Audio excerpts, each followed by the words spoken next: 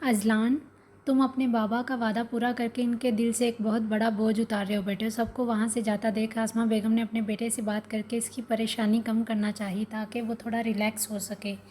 जी मामा, मैं समझ सकता हूँ, आप परेशान ना हो। अज़लान ने बमुश्किल चेहरे पर एक मसनूई मुस्कुराहट सजाई। काश बाबा आप ये वादा करते ही ना। अज़लान आसमा बेगम से गले मिलते हुए दिल ही दिल में सिकंदर शाह से मुखातब हुआ था और फिर थोड़ी ही देर में वो आसमा बेगम को अपने साथ लिए पार्किंग लॉट में चला गया जहाँ बाकी सब फैमिली मेम्बर इन दोनों के आने का ही वेट कर रहे थे। भाई आप एक बार जैनी से मिल तो लेते। अजमत बेगम ने थोड़ी देर बैठने के बाद अपनी हिम्मत मुश्तमा करते बिलाखिर अपने दिल की बात को जुबान का सहारा दिया था। इब्राहिम साहब इस वक्त गहरी सोचों में गुम चुप सादे बेड पर पाँव नीचे लटकाए परेशान हालत में बैठे हुए थे।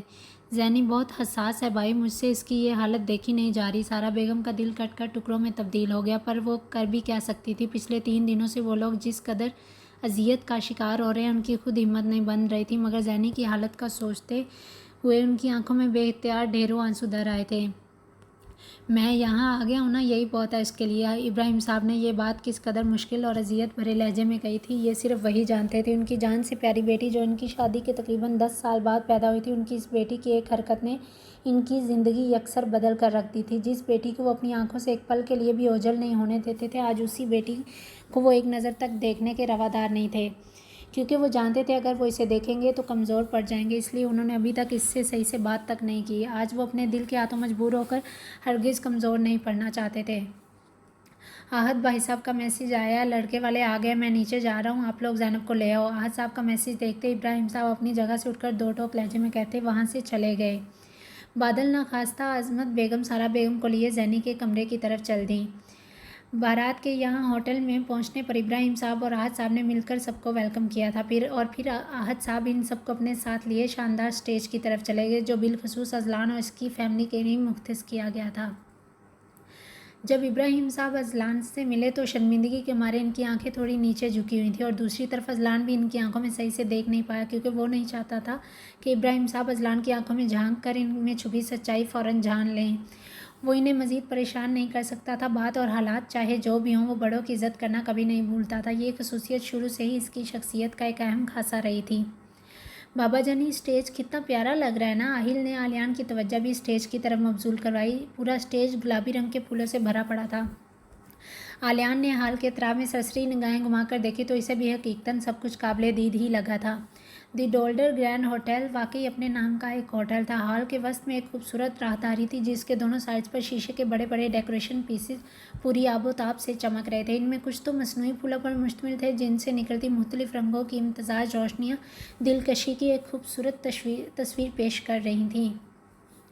छत की सीलिंग खास गोल्डन कलर और वाइट कलर की लाइट्स का इम्तजाज थी जिनसे हाल मज़ीद कुशादा और पुरनूर लग रहा था। सैकड़ों लाइट्स रात को दिन का मंजर बनाकर पेश कर रही थी और हाल के बिल्कुल वस्त में जुड़ा बड़ा और कीमती फानूस भी खालिस्तान शीशे का बना हुआ था।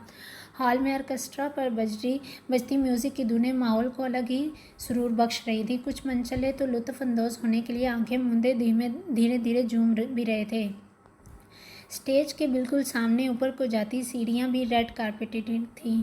इन सीढ़ियों के आगे दो और मज़ीद सीढ़ियाँ थीं जिनका अख्ताताम मुख्तलिफ फ्लोर्स पर जाकर हो रहा था। हॉल में मौजूद कई फ़ोटोग्राफर सबकी पिक्चर्स लेने में मसरूफ़ थे और बाकी के सारे मेहमान हल्की फुल्की गपशप के साथ मुख्तलिफ अनवा इक़साम के खानों से लुत्फ़अंदोज़ हो रहे थे। खानों की इश्तहा अंगेज़ खुशबू पूरे हॉल में फैलती खाने के शौकीन अफराद को अपनी तरफ मुतवज्जा करने का बाइस बनी हुई थी। कैसे हो आहिल बेटा, आप तो बहुत हैंडसम लग रहे हो माशाल्लाह। आज साहब ने आलियान के पास बैठे आहिल से इसका नाम पूछने के बाद इसकी तारीफ़ करना ज़रूरी समझा था। वो छोटा सा बच्चा अपनी मासूम बातों की वजह से दूसरों की तवज्जो बाकायदा अपनी जानब मरकूज़ करवा लेने की सलाहियत अपने अंदर महफूज रखता था। आहिल अपने अजी अंकल की तरह है, अंकल भी हैंडसम, आहिल भी हैंडसम। आहिल मासूमियत से मुस्कुराकर कहते हुए आलियान की गोद से उठकर अज़लान के पास चला गया, जो इस वक्त अपने आप को मोबाइल में मसरूफ़ ज़ाहिर करने की नाकाम कोशिश कर रहा था। मगर आहिल के आने के बाद वो मुस्कुराकर इससे सरगोशीनुमा अंदाज में छोटी छोटी बातें करने लग गया। आहिल साहब, आहिल की बात पर बेसाख्ता धीमे से मुस्कुरा उठे। वो इस 4 साला बच्चे को देखने लगे जो अपने बाबा से कम अज़लान से ज़्यादा अटैच लग रहा था। शुक्र है ज़ैनी और अज़लान की एक आदत तो मिलती है एक दूसरे से। आहत साहब दिल ही दिल में सोचने लगे और फिर थोड़ी देर बाद वो इनको एंजॉय करने का कहते वहाँ से चले गए। ज़ैनी चले बेटे, निकाह की रस्म के लिए आपको नीचे बुला रहे हैं। अज़मत बेगम ने कमरे में दाखिल होते ही ज़ैनी को शाने से थामे इसका रुख बाकायदा अपनी तरफ मोड़ दिया। वो इस वक्त ड्रेसिंग मिरर के सामने बैठी किसी गैर मरई नुक्ते को घूरती सोचों के भंवर में फंसी हुई थी। ज़ैनी अपने कमरे में सारा बेगम को मौजूद पाकर चेयर से उठकर भागती हुई इनसे आकर गले मिलती अपने अंदर की तशनगी कम करने लगी थी। ज़ैनब अपनी हालत की परवाह किए बिना सारा बेगम का नरम वजूद पाते ही बिलक बिलक कर रोने लगी। बस बस ज़ैनी, जो होना था वो हो गया, अब जल्दी चलो। सारा बेगम ने इसके गिर्द मजबूत हिसार काम किए इसे बमुश्किल सहारा दिया था। अज़मत फूफो भी इसे चुप कराने की नाकाम कोशिश करने में मसरूफ़ अमल थी, लेकिन वो किसी तौर इनके हाथ नहीं आ रही थी। प्लीज़ मामा, ट्रस्ट मी, मैंने वो वीडियो, ज़ैनी हकलाते हुए बोल ही रही थी कि सारा बेगम ने इसकी बात को बीच में ही सख्ती से काट दिया। बस ज़ैनी, मैं इस बारे में मज़ीद कोई बात नहीं करना चाहती। सारा बेगम चाहने के बावजूद भी अपने लहजे की तलही को रोक ना सकी। लेकिन मामा, ज़ैनी ने अपनी बात की वजाहत देना चाहिए, जिसको सारा बेगम ने अपना हाथ उठाकर फ़ौरन रोक दिया। तकदीर ने तुम्हारे पापा और मेरा मजाक बनाना था, सो बन गया, अब कुछ नहीं हो सकता। ये कहते हुए सारा बेगम के आंसू इनकी आंखों से बह निकले, जिसे देखते ही ज़ैनब का दिल खून के आंसू रो दिया। ज़ैनी के जहन पर कई सवाल एक साथ उभरे थे। क्या मैं वही बेटी हूँ जिसको देखे बिना बाबा का एक दिन भी शुरू नहीं होता था? क्या मैं वही बेटी हूँ जिसकी हर चीज़ मामा अपने हाथों से तैयार करती थी? क्या ऐसी ही शादी का ख्वाब देखा था मैंने?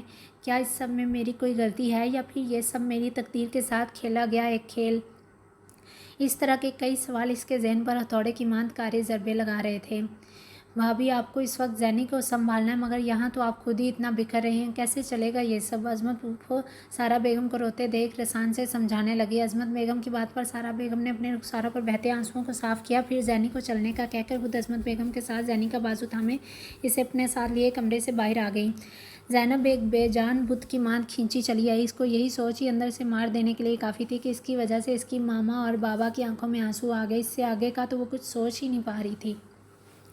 फर्स्ट फ्लोर के दोनों तरफ गहरी जामद खामोशी छाई हुई थी। ये फिजाओं का सकूत इसके अंदर का था या बाहर का शोर इसे सुनाई नहीं दे रहा था। इसके जहन में बार बार सारा बेगम का रंधा हुआ लहजा गूंज रहा था। बहुत परेशान होने की वजह से इसके दिमाग की नसें फटने के करीब पहुंच चुकी थी। ज़ैनब कॉरिडोर में धीमी चाल चलते खाली खाली नज़रों से आगे बढ़ रही थी कि अचानक इसे अपने कदम रुकते महसूस हुए थे। इसने बेख्तियार अपनी आंखें ऊपर को उठाई।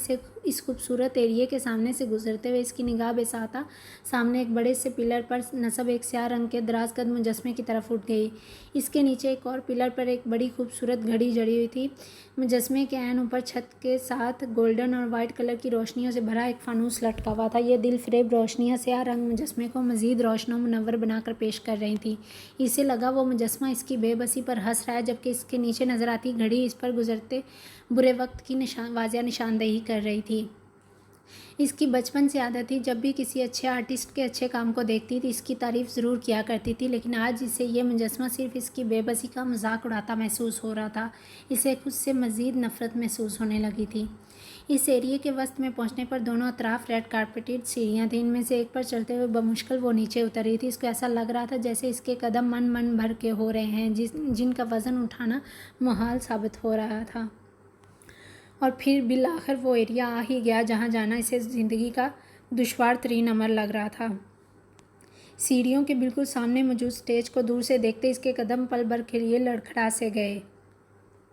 ज़ैनी, संभल कर बेटे, अज़मत फूफो ने इसे बाजू से थामे जल्दी से सहारा दिया। इसके कदम इसका साथ नहीं दे रहे थे। आंखों में तैरती नमी की वजह से सामने का मंजर इसे धुंधला सा दिखाई दे रहा था। मुंतशिर धड़कनों समेत चेहरा शर्मिंदगी के मारे मज़ीद नीचे झुक गया। इस सबसे पहले स्टेज पर मौजूद सोफ़े पर विराजमान आहिल की निगाह सीढ़ियों से नीचे आती दुल्हन की तरफ उठी थी।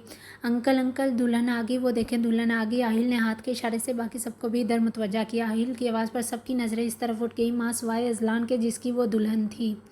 ज़ैनी को नीचे आते देख हर एक आंख में फ़ौरन कोई ना कोई जज्बा उभरा था, चाहे वो हैरत का हो या फिर प्यार का, दुआ का या फिर बेबसी का, दिल इत्मीनान का हो या फिर मुस्तरबपन। अब देखना ये था कि कौन सा जज्बा किसके हिस्से में आया और ये सब कायम रहेगा भी या नहीं। ये दर्द तो आने वाला वक्त ही खोलने वाला था।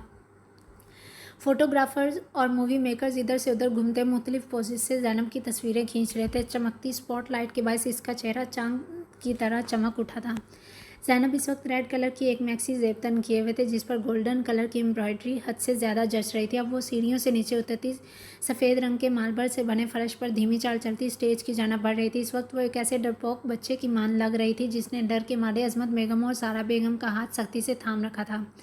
सारा बेगम को जैनी के हाथ बर्फ़ की सिल की मान ठंडे पड़ते महसूस हुए तो उनकी आंखें बेख्तियार नमकीन पानियों से भर गईं। उन्होंने हाथ की छोटी उंगली से फ़ौरन साफ़ करते अपनी इस कैफियत पर बमुश्किल काबू पाया था। जिमल, अब तो मान जाओ, देखो ज़ैनब बेटी भी आ गई हैं। 2 साला यानी जिमल की गोद में बैठी सर ऊपर उठाकर कभी अपनी माँ को देखती, कभी अपनी नानों को, जो बदस्तूर इसे मनाने की कोशिश कर रही थी। मामा, आप जानती हैं मैंने अपने भाई की शादी के लिए क्या कुछ नहीं सोच रखा था और आपने मुझे ही सबसे आखिर में बताया। जिमल का चेहरा अब गुस्से के मारे बाकायदा फूल चुका था। मैं तो पिछले हफ्ते थी भी यहाँ स्विट्ज़रलैंड में। आप मुझे पहले बता देती तो मैं यहीं रुक जाती। जिमल अब आसमा बेगम की तवज्जो दिलाने पर सामने नजर आती जैनी को देखने लगी। इसकी निगाहों में जैनी को देखते ही वाजिया सताइश उभरी थी।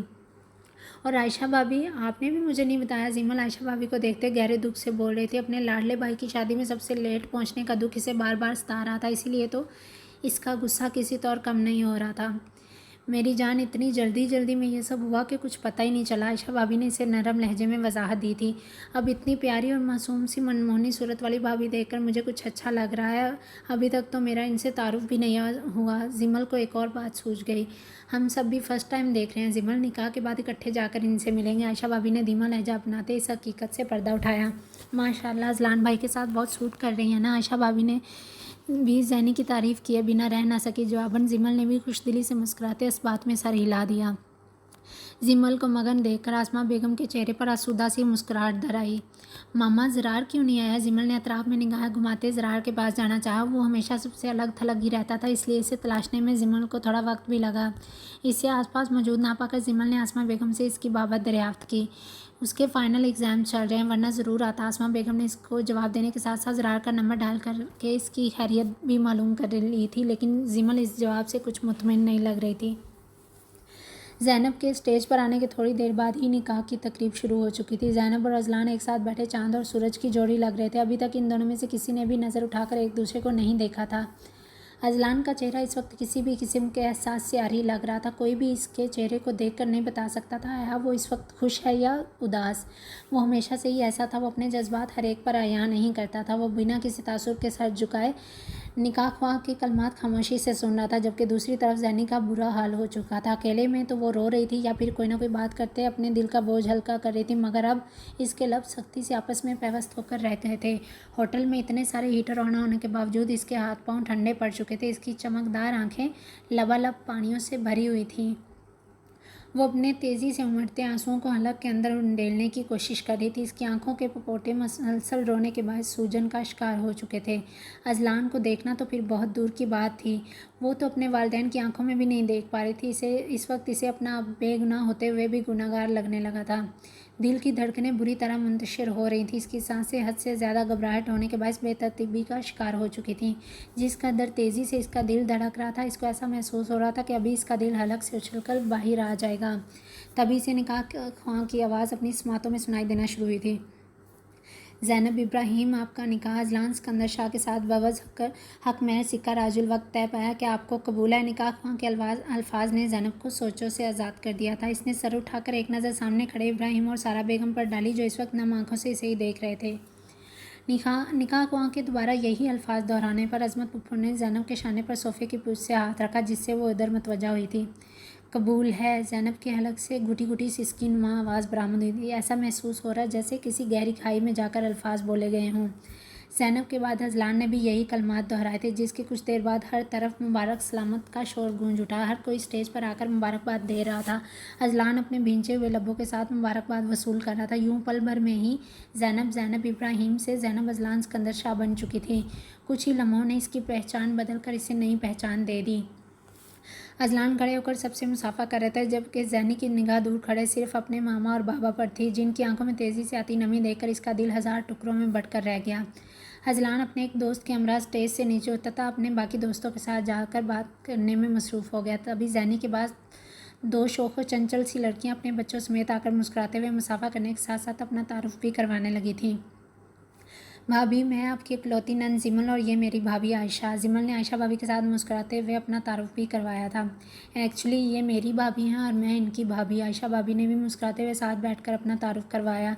जैनी इन दोनों के दिलचस्प अंदाज में तारुफ पर धीमे से मुस्कुरा दी थी। Aunty, you look so pretty like बाबी डॉल। आहिल ने अपने मासूम अंदाज में खुले दिल से जैनब की तारीफ़ की थी। एक 4 साला बच्चे के मुंह से अपनी तारीफ सुनकर ज़ैनी एकदम झीम उठी। तभी एनी भी आहिल को ज़ैनी के पास खड़े देखकर ज़ैनी की तरफ झुकने लगी। वो भी आहिल की वजह से बार बार ज़ैनी की तरफ लपक रही थी। ज़ैनी ने खुद आगे बढ़कर एनी को अपने पास बिठा लिया। इन बच्चों को देखकर इतने अरसे में पहली बार इसके चेहरे पर हकीकी मुस्कुराहट उभरी। तभी अचानक इसे महसूस हुआ जैसे वो किसी की नज़रों के इशारे में। इसने फ़ौरन ही चौंकते हुए सर ऊपर उठाकर सामने देखा तो इसकी आंखें इस मंजर को देखते लम्हे भर के लिए साकत अंदाज में खुली की खुली रह गईं, क्योंकि अजलान इस वक्त इसे ही नफ़रत और हकारत में अंदाज से घूरते हुए देख रहा था। अजलान की सख्त निगाहों की ताब ना लाते हुए ज़ैनी अगले ही पल अपनी आंखों को मज़ीद नीचे झुका गई।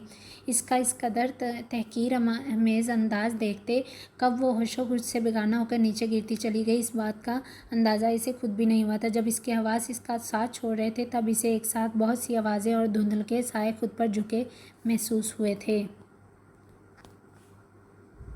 जारी है।